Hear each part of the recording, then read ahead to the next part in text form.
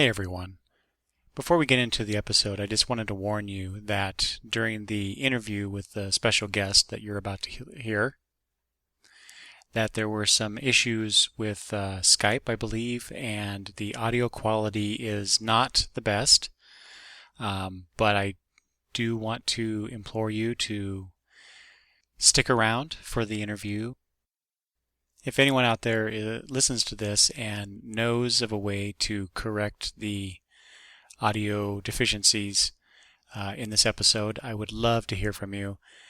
Give me some hints, some helpful tips, whatever, so I can avoid this in the future. So with that, I give you the episode with the special guest. Thanks for listening. Hi, this is Eric from Longbox Review at longboxreview.wordpress.com. Welcome to the show. Today, my usual co-host Travis isn't with us because he's not feeling well, so wish him well. Hopefully he'll feel better soon and he'll be back with me. But joining me today is a very special guest, and if longtime Longbox Review podcast listeners will remember, back in episode 24, around the beginning of May, I commented how I had a new iTunes review for the Longbox Review podcast, and Travis and I were talking about that.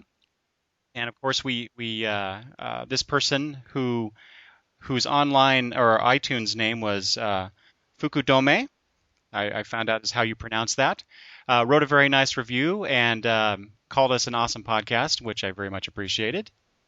And as we were talking, Travis and I, we decided that we probably should, we obviously thanked this person for that great review, but I think I quipped that we should invite them onto the podcast as a thank you, which I have done.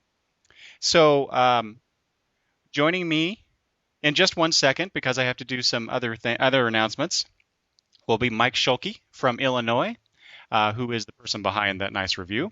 But first, let me mention, because I should have done this before I got into the introduction, I apologize, Mike. I just wanted to mention, because I haven't done it in a while, that the Longbox Review podcast is a proud member of the Comics Podcast Network, and you can also find Longbox Review podcast on Stitcher. So with that out of the way, Mike, how are you? Doing well today, Eric. It's a little cold here in Chicago, but it's slightly warmer and more able to be done when you're with friends, and consider being on your show and having listened to you for so long to be with a friend today. Oh, well, thank you very much. That's very nice. I could not have said that better myself. So Mike has as soon as episode 24 came out, Mike actually emailed me and said, "Hey, I'm Fukudome, and thank you very much for the thank you on the show." And so during the course of our correspondence, I officially invited Mike onto the show, and it's taken us a while. Here it is, just past the midpoint of October, and this was back in early May that we first contacted each other. But, our schedules finally worked out, and here we are. We're going to talk about some comic stuff. We're going to talk about Mike's reintroduction into comics, and talk actually about a few comics towards the end of the show. So, Mike, in your original email to me, you said you were a third grade teacher in Illinois.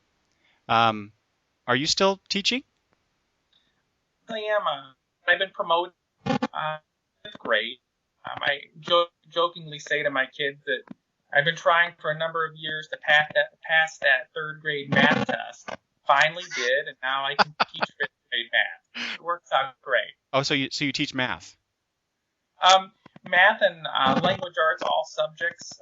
I actually get to teach our targeted accelerated program, so I'm teaching sixth grade material to my fifth grade students that I work with. Oh, very nice. Having a fifth grade son at home, it actually helps me remain a step or two ahead of him when it comes to helping him with his homework. So he hasn't quite figured out that Dad is smart as what he thinks in math. He just happens to have taught it all right before he has it for homework. Excellent. I think that's really great. Actually, one of the things in my own life one of my goals, actually from very young, was to become a teacher.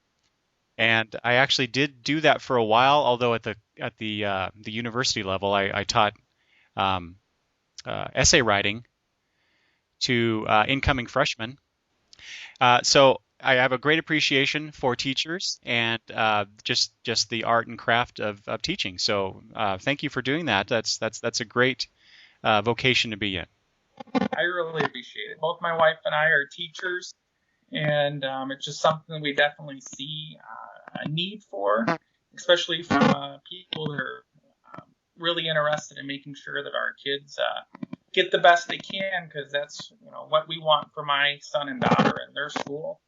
We try to do each day, just so that one day, if they become president or the surgeon that's operating on you, hopefully you provided the framework that you can wake up after the operation. That's really important, That's a great way to look at it. It's exactly right too. Yeah, that's awesome. Okay. So again, back to your email. I'm going to refer to that quite a bit, probably at least at the beginning here. You mentioned that you had not purchased comics in a long time. So tell me about that. What?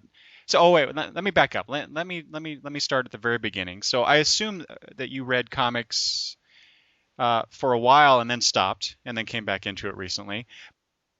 So let me start at the beginning, Mike. I'm really curious what your what I've been referring to you in our email as your secret origin. I'm always curious how people get started into reading comics. Why they love comics, and in your case, um, which I think mirrors a lot of people's comic reading experience, where they love comics, they read them for a while, but then because of various reasons, life stuff that happens, they stop reading comics, much like you. And so I'm really curious about that, and especially why you came back. So we'll get into that, but let's start right at the beginning. So what started you reading comics? Well, I was what you'd call a late bloomer when it came to reading comics.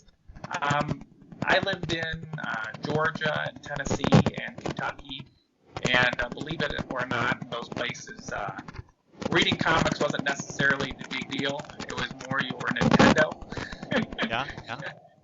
But when I moved up towards Chicago, I actually was going through Graham Cracker Comics, a local store that's nearby, and I came across Bond, and I came across that when I was actually buying books for role playing. I played Dungeons and Dragons and Magic, the card game, and was there more to purchase those, and actually came across the comics in that route. Um, and it was something that I really enjoyed. But being of limited funds and being a teenager and having to choose between car insurance or your comics, that quickly became something when they began to split spawn into a bunch of different issues. I just felt like I couldn't keep up, and it kind of just rubbed me the wrong way, I guess. And I was gone then for quite some time, and periodically I'd hop back on with the Star Trek Next Generation for a little while, or different things, but nothing really caught my eye again until my son, who's just recently turned 11. I want to say like last December, we were in, and again I was playing Magic. Funny enough, with my son, looking at different activities and things that we could do together. And while we were there playing a tournament together and spending some time together, Dawn, one of the ladies who works at Graham Cracker Comics, I just kind of turned to her, and I think it's as you're getting older, you're getting more nostalgic for things, and I really appreciate print form as opposed to digital. And I asked her, I said, what could you recommend to me? And she goes, well, are you into your superhero comics or things like that? And I go, not really. And she said, are you into things that are bizarre? And I'm like, why not? So one of the first comics she actually recommended to me that got me back into comics was Butcher Baker, the Righteous Baker. Ah, okay. Yeah, I read that first issue. And that saga really opened up my eyes to realize that comics weren't just all Superman or Batman. There was a different genre out there that I really latched on to. Excellent. Yeah, that was and that comic just recently, at least this, I think it was solicited as ending this month. Um, yeah, I picked that up by based on the recommendation of so I get my comics at a store that's about 2 hours away. It's a great store. It's called the Comic Book Shop. Great name for a comic book shop, right? And I've been going there for gosh, almost 10 years now. I get my comics elsewhere as well, but I'd still love to go to that shop. And there was a guy there that works there, and he and I have somewhat similar interests, but he tends to read some odd things at times, and he's always recommending those things to me to read, and some of those things hit it off with me, and others don't. And Butcher Baker was one of those that I read. I'm like, what the heck is this? Uh, it wasn't my cup of tea, but I could see why it would be appealing to some readers out there. So I didn't continue with it, but I was really surprised to see that it was ending so soon. And then after that, it was one of those things that I really enjoyed that to start with, but then there was definitely a long hiatus between the beginning and end of that series. But it was solicited almost as much that it was only going to be a certain number of issues, and I think they exceeded that just by a little bit. But then Mike, the manager for the store, recommended League of Extraordinary Gentlemen. Ah, yes.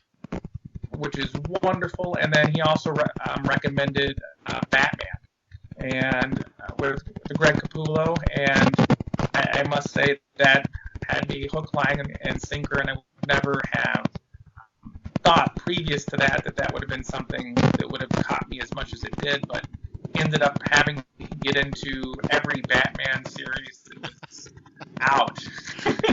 Yeah. Well, the New 52 launch, just over a year ago now, that got me reading almost every Bat title that they were putting out at that time, and which was a huge surprise to me because I love Batman, but I was really surprised at how many of the new titles that I picked up with the New 52 because I was only reading maybe 2 or 3 before the relaunch, and then there was so many interesting looking stuff coming out of the Batman family that I had to pick up pretty much all of it. I've dropped a few things along the way during that year, but I'm still enjoying quite a few of them. And the main Batman title that you mentioned earlier with Greg Capullo and Scott Snyder is just fantastic.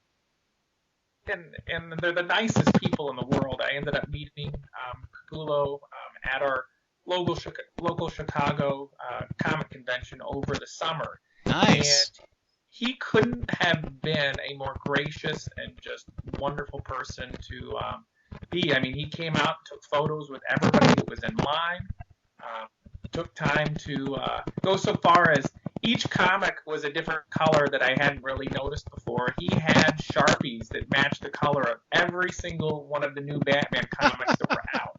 That's great. So color themed our comics. He even signed one for my son for the holidays and put it and wrote to my son Sam and said, "Beware of the court of owls." So it was awesome. That is great. That is really funny because I had a similar, well, not as personal, but I had a similar experience as you when I went to the last Emerald City Comic Con in Seattle, Washington. Capullo was there, and the guy just won me over just on his personality alone. I mean, you can't help but like him. And then I was never on Twitter before, and when I was waiting in line for him to come sign his lithograph of Nightwing, there were other people that were on Twitter, and he was saying that he was, a few minutes out and that he'd be there, and that actually got me on Twitter, and I started following a lot of different artists, and it was nice to see that the same person that was there at the show was there online. And then you get other great people like Matt Hawkins, who, with his think tank, I mean, they take the time to actually write back and forth with you, and they don't have to do that, but it's great. Yeah, it's very nice. Okay. Let's see. So I want to step back just one second though, because I'm really curious. So what when you were reading comics before, like we were talking about where you dropped out. So what were some of the things that you were reading initially? Um, a lot of my focus at the time had been on Spawn, and then um, was also reading the different Valiant and Image comics at the time. Okay. And it was really nothing that was specific that caught me. I mean, the first one that really caught and held was Spawn. And before that, I would kind of go to the comic book shop and pick things up that kind of looked good from time to time. But there was nothing that really held my interest as much as that. And some of it, I think, just goes to go that I really didn't have any friends that read comic books, and most of them were into Dungeons and Dragons or role playing. And you think that those would go hand in foot with each other, but it wasn't necessarily the case.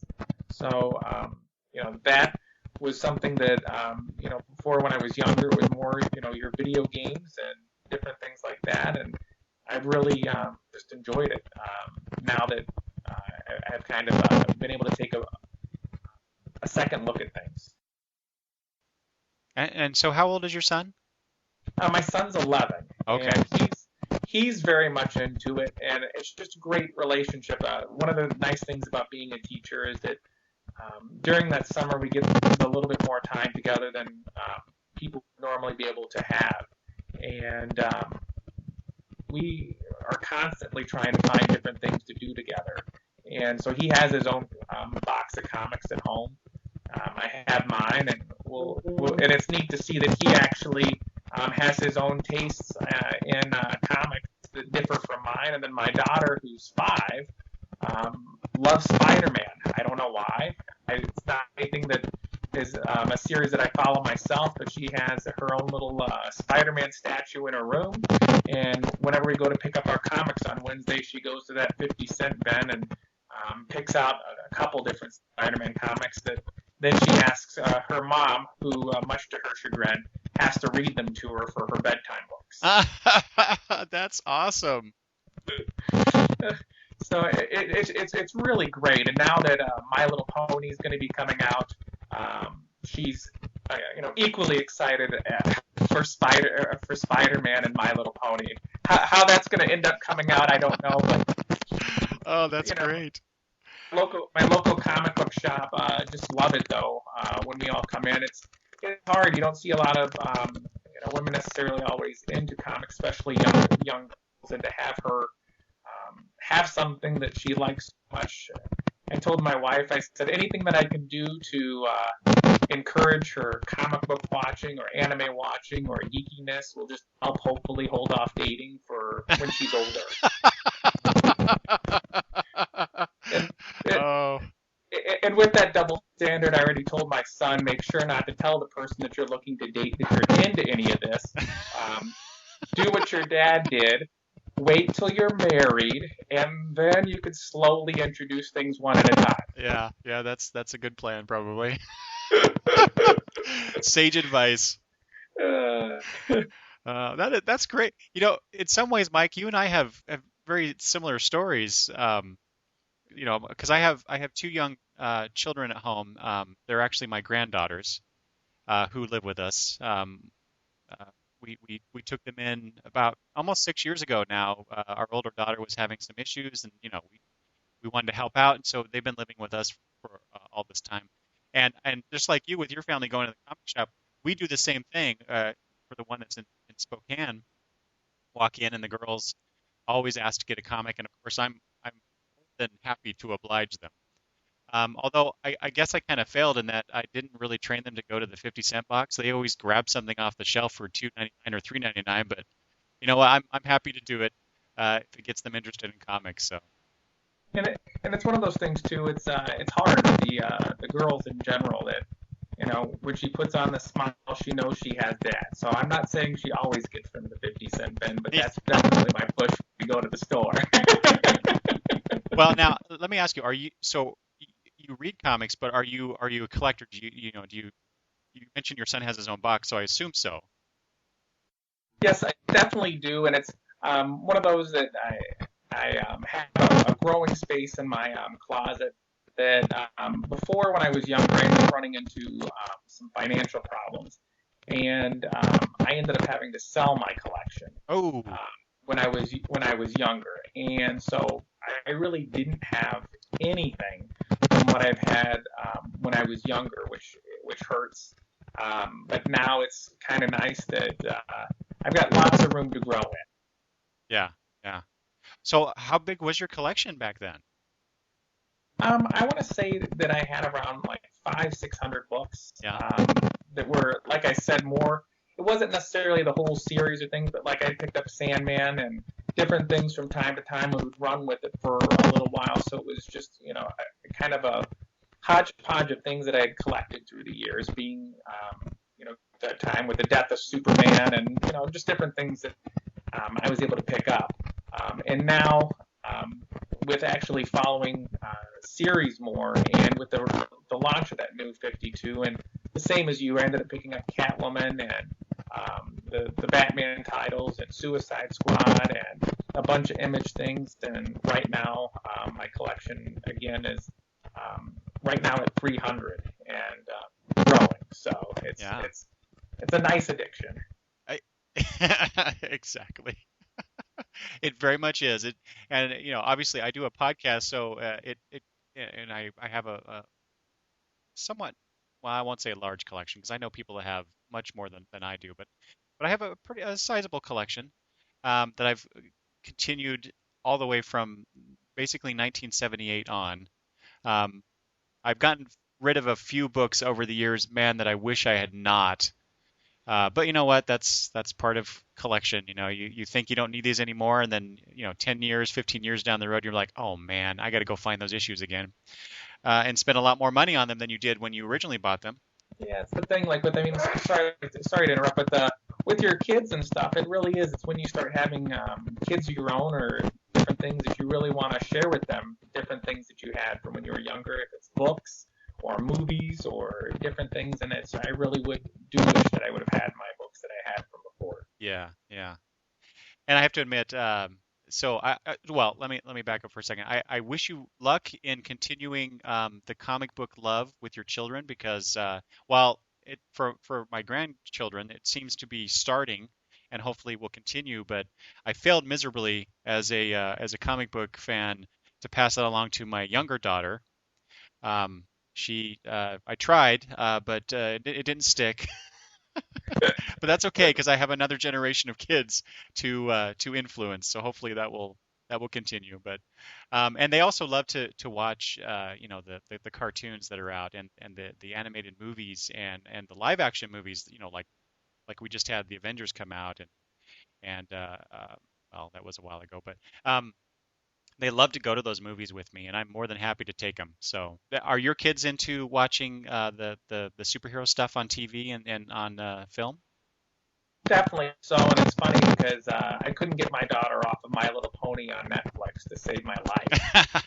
So we were watching those same My Little Pony episodes, and not that they're not all right. I mean, they're definitely for a kid's show, a decent show to watch. But when you've seen the same episode on Friendship 100 times, it begins to get old.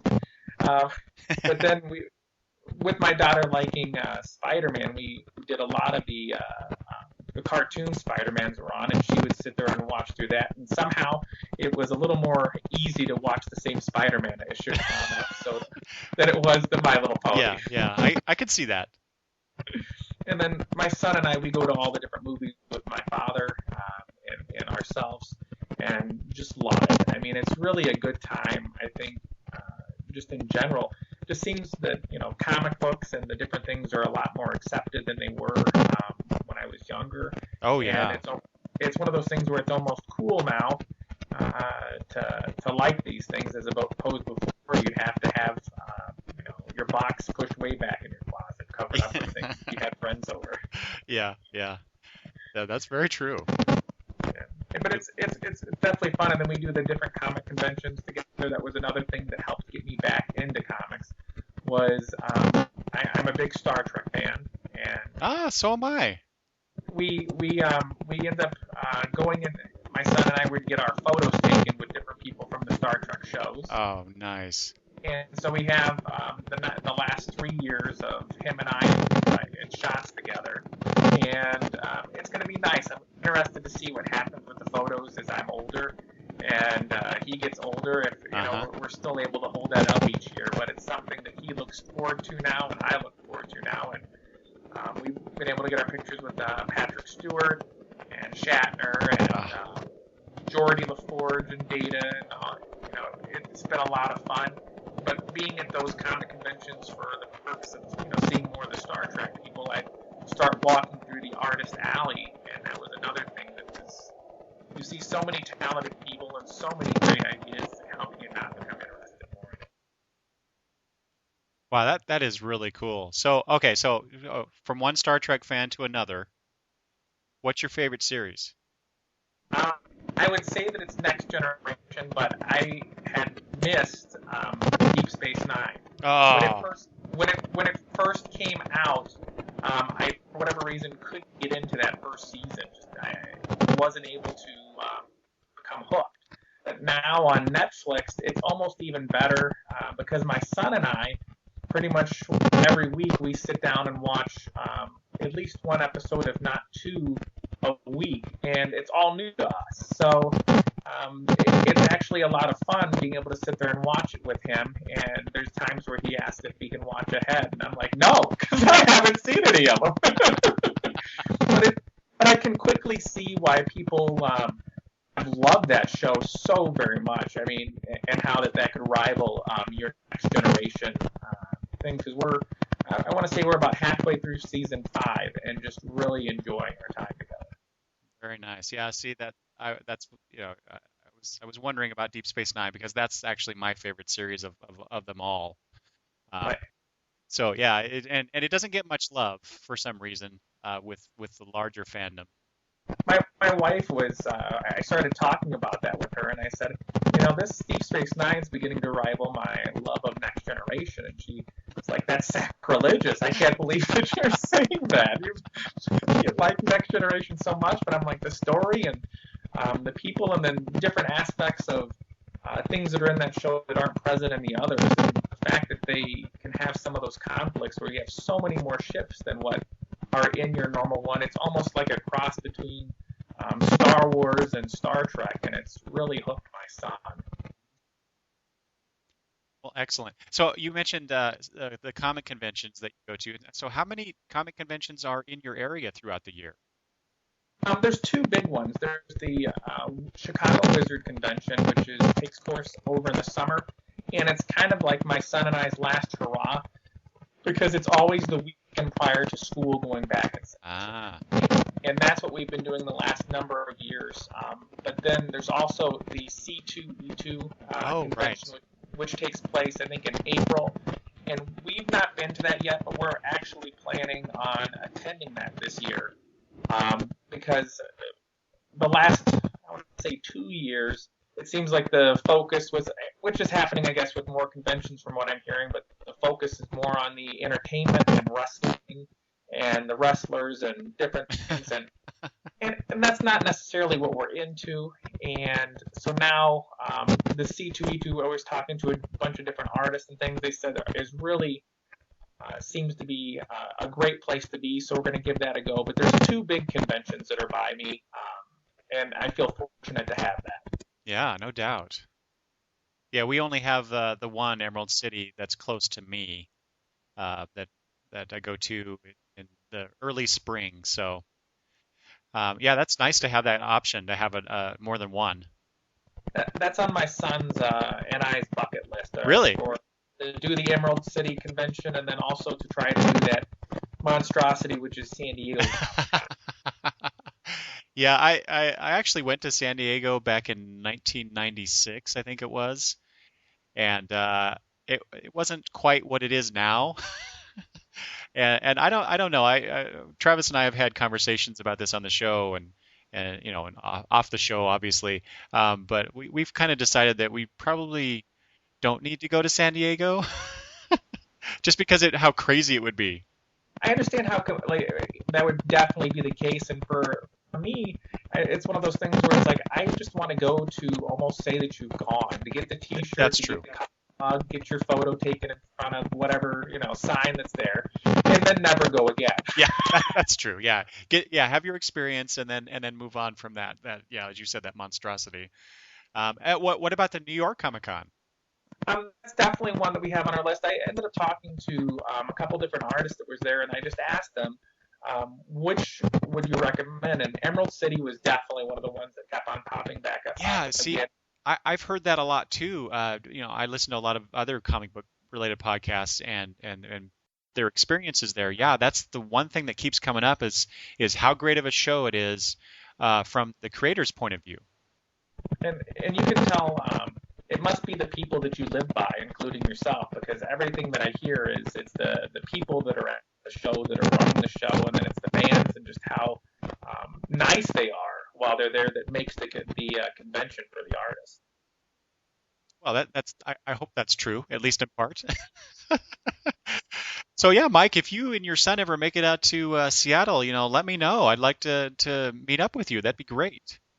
I would really like that. I mean, it's one of those things now we're trying to see if we can start a little envelope in the sock drawer and see if we can start collecting our money and get ourselves out of the state because it is one of those things when you go, you're not sure when you can go again, and you really want to make it an experience to remember and not just something to where you're rushing through and trying to not have the most fun you can. Yeah, definitely. That's great. This is I'd love talking with you, Mike. This is great stuff. Like you said, like when I listen to your podcast, there's a lot of I've thought the same thing more than once, Eric, where I'm like, there's a lot of I have in common with you, and I think it's one of the things to where when I started getting back into comics, your podcast and your website was one of the things that helped cement a nice foundation for me to keep on adding my comics to, because I really felt that when you said that you liked something, that it'd be something the same way for me. And when I look at your weekly pull list and your overall pull list, a lot of what I started getting into and reading ended up coming as a result of your podcast and your site. So thank you very much. Wow, thank you. That's very nice to hear. I very much appreciate that. So since you brought it up, I've always been curious. How did you find the Long Box Review?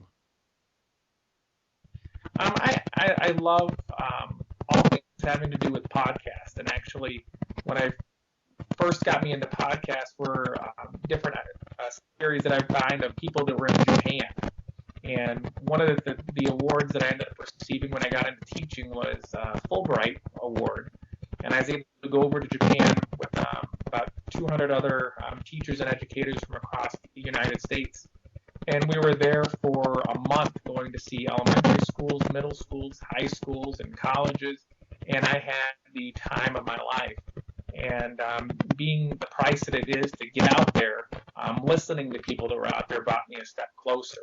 And when I was getting back into comics, it was an easy transition then to start searching out different people that were on the podcast doing different things. And I did a bunch of different searches, and I kept on trying different wording because I kept on finding there were shows that weren't popping up when you typed in your comic books or different things. And some of my shows that I ended up liking the most that are on here are ones that I found not necessarily in that main search.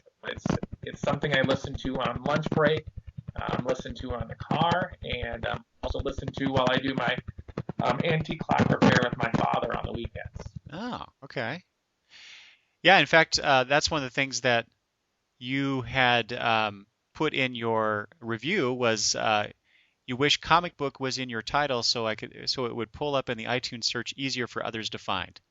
So and of course I mentioned in that episode 24 that I had put comic book in there in some fashion, and I even went in and I didn't mention this on the show, but I did go back in and change the tags to include a little bit more, hopefully easier search terms to get the Long Box Review more easily noticed in iTunes. So you were instrumental in that, so thank you again for that. No problem. You've got a fantastic show. It needs to be heard by the masses, Mike, you are awesome. Thank you so much for that. Let's, Mike, if you don't mind, let's transition. Let's actually talk about some comics. So, what is it that you are reading now? I have quite the pull list now each month, but some of my favorites are Think, Revival, Dial H, and Hell Yeah. And then also Harvest are some of the ones that I go through, along with, like I said, the Batman series. I'm still getting all the different Batman and Robin, Batman the Dark Knight, and all of those things. Batman Incorporated, Unlimited. um, because I think it's one of those things with not having read that title in the past. It's still new to me, and it's one of those things where I can go through and not have to deal with all the different story changes or Dick Grayson being Batman or different things that have happened in the past. So it's been a lot of fun. So the New 52 relaunch, that was somewhat helpful for you then, wasn't it? Coming back into the Batman comics because it was, well, Batman, out of all the stuff that came up, though, it kind of kept some of the previous history, but it hasn't been burdened and weighted down by that history so much in the relaunch. So yeah, I think it's been a very good way to get people back into reading more Batman comics. It really is, and then just for the new audience and things, I've tried to pick up the different Marvel comics, and there's some that I do read that I enjoy, but for the most part, it's hard for me, for someone that's not caught up with all the different things that are happening on, to be able to hop in and know what's going on, and that makes it a little bit harder for me to enjoy kind of what's going on, and then it leads me to where I'm also reading Planetoid and then the Peter Panzerfaust series and the Spider and the Beast and different things, because I'm able to get on when they're starting, and it's a lot easier for me to really get into the stories. Yeah, definitely. It's funny because a lot of the titles you've mentioned are titles that I really, really, really wanted to get, and because I have limited funds, so I can only get so many titles, and I was not able to get like Hell Yeah I wanted to get, but I really wanted to get a few more of the ones that you have on your list. If you ever want, you can make sure to hook up a over the express FedEx mail and send some your way, so you can get caught up. One of the nice things with not having read for so long is I'm able to pick up those new things. Yeah, yeah. So do you read? I think because I think I mentioned earlier in our conversation, you mentioned something about digital comics. Do you read anything digitally only? No, there's no digital titles right now that I'm currently reading. I would love to have an iPad to be able to do that, but I found that when I've tried to read some things on my phone, it's just not conducive to it. Yeah, And being with the young family that I have, being able to sit at a computer uninterrupted, really doesn't happen. So that's true. it's one of those things I can definitely see where um, there's the future in that, and it's definitely appealing to be able to carry around your entire collection on your iPad or device that's comparable to that, and be able to read it whenever you want to. But it's just one of those things I really have. When you're reading them that way, I just feel a disconnect sometimes as to what you have when you're actually holding something in your hands, and that even comes with books and versus the new e-readers and things that you have out. It's just something that even my kids in my classroom, a lot of them are familiar with your superhero movies and TV shows or comic books, or not. I mean, not comic books, but the cartoons. But they're not familiar with the comic books. Hmm. And I have different titles that are in my classroom, and it's amazing to see how much love that my fifth grade students have for the different titles that are there, and how much they really enjoy reading them, and can't wait for me to bring new ones in when I'm able to. That's really so. You bring you bring your books to the class, or you buy extra books to bring into class?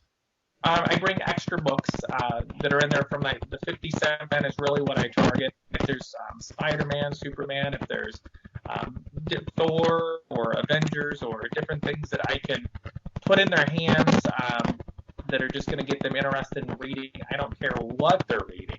And to have them have that, I really hope that some kids that aren't necessarily into comics per se will end up taking that.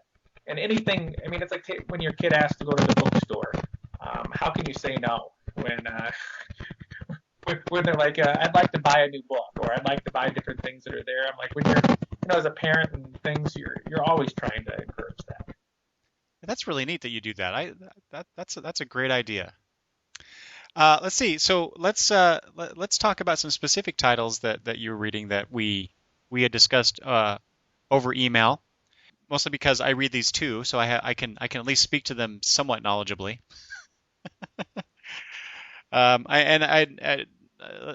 start with Batman just real quick, just real briefly, and mostly because I've talked about this on a more recent episode when I'm reviewing my New 52 1 year later type stuff. But I already mentioned how Batman, the main Batman title, is just really awesome, and I think we agree on that. Yes, And my next favorite in that line is Batman and Robin.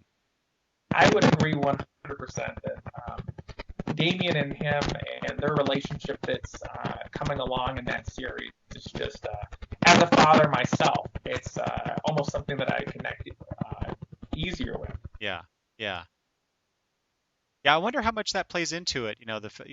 Being a father myself, obviously, just the connection you get, the examination of that relationship. And it is like as you're getting older, it's different things that would appeal to you when you're younger, and just having the more experience, life experience that you have, I think really does. And when you throw in Bad Cow, how can you not like that scene? Bad cow, that's right. Yeah, and the reason I keep talking about, and I write about on the blog about Batman and Robin is, to me it seems like it doesn't get the attention that I think it deserves out of all the Bat books. And, it's one of those things where, in some way, your video game background with like the Arkham Unhinged or the Dark Knight movie having been out are titles that might have that. And for some reason, there's people that I talk to when I talk to about that Batman and Robin, that Damien seems to go one way or another with people. Either he rubs them the wrong way and comes off as like a punk kid, or it's somebody that they really connect to. Yeah, yeah, I've heard the exact same thing about Damien, and quite honestly, now I did not, like I said, I did not read a whole lot of Batman stuff before the relaunch, and Damien did kind of rub me the wrong way at first, but I quickly realized through Grant Morrison's wonderful characterization that this was a character that was interesting and I needed to pay attention to him, and he's definitely grown on me over the years. And one thing that was nice for me was I was not necessarily on that relaunch at the start. So I was able to take 4 books and read them one after another. So I think that helped me with the characters because I wasn't waiting for the next month to have them come along. Ah, It was definitely a benefit on my behalf. yeah. Okay. So let's move on to some independent titles that we're both reading. The first one, Mike, remind me, you are reading Mind the Gap, is that correct? I am. I am one of the series was again recommended by Dawn with my local comic shop, and again I almost have that like with different series when you get that sci-fi or different set that's not necessarily your superhero based are ones that I'm drawn to more. This definitely is that. Yeah, so I've been reading that, and so the main reason I started to pick it up was well, one, Image Comics is just really hitting it out of the park with a lot of their new titles that have been coming out. And I saw this, and the whole idea of this mystery, trying to figure it out, and all this stuff, plus the art by Roden Esqueo. who does the covers for Morning Glories, and I thought, well, if this guy is doing interior work for Mind the Gap, then I at least got to see it. I got to pick it up just to see because his I don't know. Have you looked at Morning Glories, Mike? No, but if you, I will gladly send some of the titles that you don't currently have in trade for Morning Glories because I've heard fabulous things about them. But again, with cat funds, it's going to be one of those that I'm going to have to work through probably in trade paperback. Yeah, I actually recommend you do that, and that's actually how I read them. Because by the time I got on board with Morning Glories, trying to find all those back issues, I just decided, screw it, I'm gonna read the trades, and it actually I think that is one of those books that I think is a better read if you can read 5 or 6 issues at a time. And do you feel, in your opinion, that Mind the Gap kind of falls into that same category? Not necessarily in the first early issues, but with ones that have been coming out as of late. I almost feel that this would be a nice trade paperback, just all together, one, being able to go from beginning to end to see what's happening, because with that gap in time between each issue coming back, you almost have to reread just to be able to catch everything when you're going through again on a second time. Yeah, I agree. I think this would work much better as a trade, even though they put, the very first page of each comic is our story so far, and they give you the rundown of everything.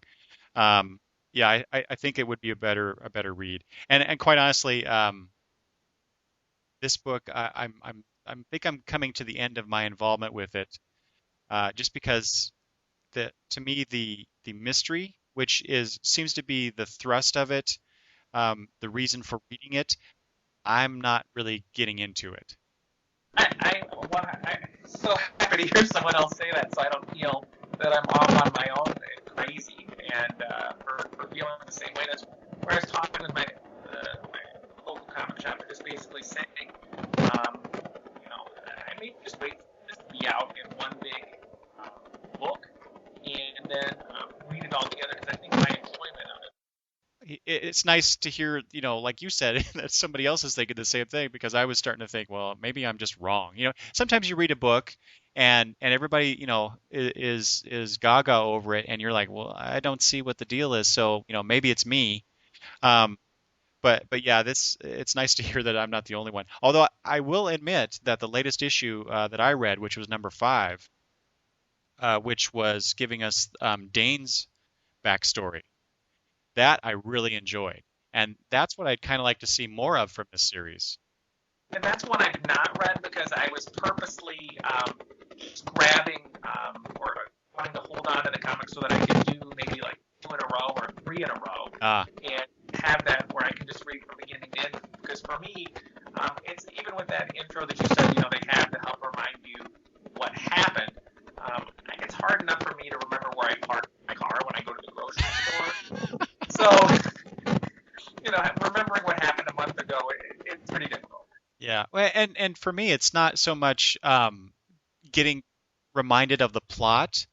I I read stories for character and for interesting ideas, not necessarily just how we get from point A to point B in the story, right? And those recaps are very much plot driven. What's happened since from the beginning of the series till now, and I don't grab onto those details. What I grab onto are characters, and I'm not seeing a whole lot of. I mean, there's some interesting character moments in this book, but when I'm not looking forward to reading about the main character of the series, there's something wrong with it, I think. Well, it's one like with the title Planetoid. That's one of the series that I feel it doesn't matter that I haven't read between week or month to month. And it's one of those things that's like, I just really like the main character that's in that series. And the story of him being on the planet, having to crash land, and the story that's with Silas able to go through is something that with that science fiction I latched onto, and I love seeing come every month. I mean, yeah. Um, so let's go to the next title that's on my list to talk about with you, which is a much better book in my opinion. And that's Revival. That is a definitely one of the series that when I know that that's in my pull box, I am one happy customer, consumer when I go to the comic book shop. Yeah, yeah. I mean, the artwork. I mean, how can you not be when, even if that wasn't something that in the previews episodes where you're kind of talking about different things were coming up, if you just saw that book going by in the store, how could you not pick that up? It's just so beautifully done. So what do you think of the just the story in general and the characters involved? Well, I kind of like the fact with the different situations they're putting everybody in. I mean, you're looking at the main character with Officer Dana and how she gets introduced to somebody she's going to be working with in the bar situation. Yeah, yeah. It was just one of those. Then her involvement with her father and sister and just everyone in that town. I just can't wait to find out how all of this is happening or how it's tied together. And I really feel it's doing it a disservice if you tell people that it's like a zombie genre because I really don't feel that it is. I mean, it's great. Well, yeah, it's funny you mention that because when I first heard about this um, series, that was my initial reaction because I like The Walking Dead, the comic and the TV series, but along with vampires, zombies these days in comics are just they're everywhere, and you got to be really careful about that.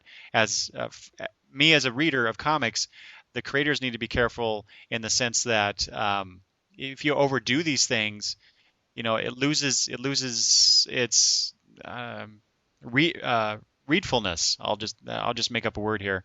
Um, I'm going to use it on Monday with my kids. So okay. But that's a disservice because this book is not. It's not. I mean, yes, they're the dead coming back to life motif of zombies in general. Yes, this book has that, but it is not strictly a zombie book that I think most people would who when you throw the word zombie at them, they think about flesh-eating monsters, right? That come back from the dead. Well, that's not quite what we have here, and I hope they don't go into that territory. And I rather doubt that Tim Seeley and Mike Norton are going to do that. Um, but the strength of this book to me, like I was saying before, character is what draws me into a story, and that's what we have here. That the relationship between Dana and her father, especially. I mean, that guy is that dad. He's a piece of work. Um, and not to mention they're both cops, and that relationship itself would be interesting. But they have an adversarial relationship on top of that, and then her keeping her sister's secret, even though we don't know the origins of what happened with her, but keeping that from her father. That's going to be an explosive situation when that comes to light. and it's beautifully done. I mean, the different characters, everybody that's in this is just interesting, and every part of it you want more and more and more from it. And the only thing that I'm really waiting for, since it takes place in Wisconsin, is some sort of mention of cheese. If they could throw in a cheese reference, I'd be even happier with it. If that's possible. Yeah, that would be good. That would be very good too. Yeah, this is a book that I'm looking forward to each and every month myself. I can't wait to find out, what's going on here. I mean, the whole why the dead are coming back. Yeah, that'll be interesting. But what about that white alien creature? What's going on with that? And just again the relationships between all of these characters, how this event affects them. I think that's just a really really cool premise. It's almost right now, like when you get a title that's like this, it's back when you were first dating somebody, and your relationship is going well. You're just hoping that nothing happens to mess it up, and that's really where I feel my relationship with Revival is at this point in time. I'm like, please don't say that you collect toenail clippings on the side of your bed or do something bizarre. Not that I do that personally. That's a great way to think about it. And actually, I mean, you can apply that to any comic, really. I mean, that's even the ones that I've been reading for years, it's the same thing. It's like, please don't mess this up. This is good stuff. Oh, for example, I don't know, are you reading Daredevil at all? I am not, and that's one series I keep on hearing fantastic things about. Oh my Uh, gosh, it's so good. and it's one that, um, like I said, when I was first like when we're getting into comics and things, it's hard for me sometimes to make that jump into the superhero genre, and I really feel like I'm missing out as a result of that. And it's one of those I'm definitely going to have to start making more of a concerted effort to get. I mean, I love the independence, and I think that's where most of my focus will be.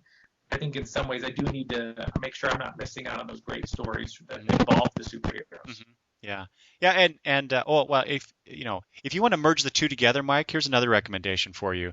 Independent title, but with superheroes, and that's Danger Club. I did not read that, and I'm writing that down as you speak. That I when I saw that in previews, and this is one of those books. Sometimes you find a book and you just champion it, with anybody that will listen to you. Read this book, read this book. That's the book for me that I've long been championing ever since I saw it in previews.